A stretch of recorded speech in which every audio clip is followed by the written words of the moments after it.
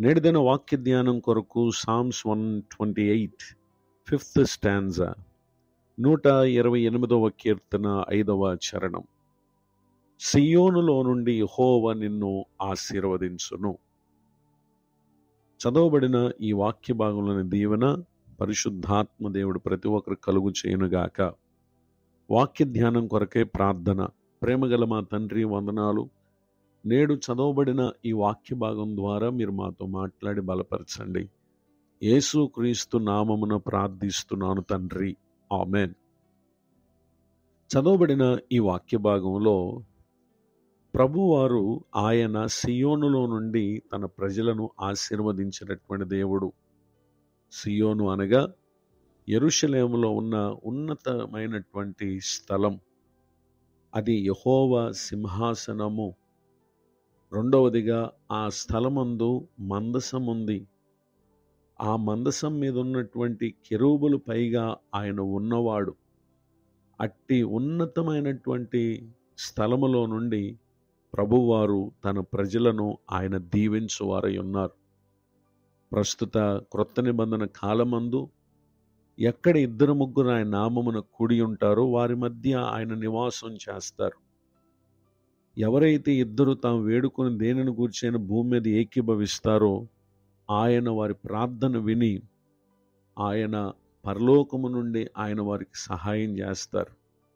ఈ మాటలు వింటున్నటువంటి నా ప్రియ సహోదరి సహోదరులు, దేవుని ప్రజలతో కూడా మనం కలుసుకుని ఆయనను ఆరాధించటం, స్తుతించటం, అది మనకు దేవుని ఆశీర్వాదము కలుగుటకు కారణమై ఉన్నటువంటి కార్యం.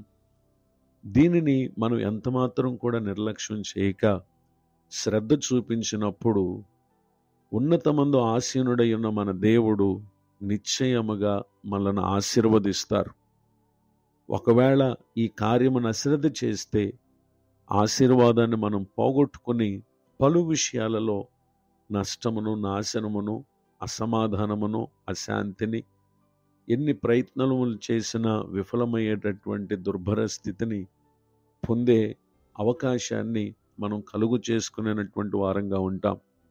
కనుకనే భక్తులు ప్రభు తమ జీవితాలలో ఆసీనుడగుటకు వారు ఎంతో ప్రాధాన్యతనిచ్చారు. అట్టి వారందరిని కూడా దేవుడు ఆశీర్వదించారు.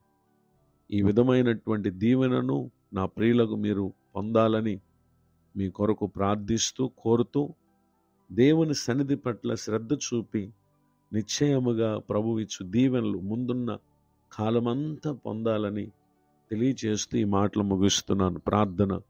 ప్రేమ కలిగిన మా తండ్రి, మీ వందనాలు. నేడు విన్న ఈ మాటల ద్వారా మీరు ఆసీనులై ఉండి మమ్మలను దీవించేటటువంటి దేవుడిగా ఉన్న మీ సన్నిధికి మేము ప్రాధాన్యత ఇచ్చి మేలు పొందటానికి సహాయం చేయండి. దైవజనులను, వారి కుటుంబాన్ని, సేవా పరిచరణ దీవించండి.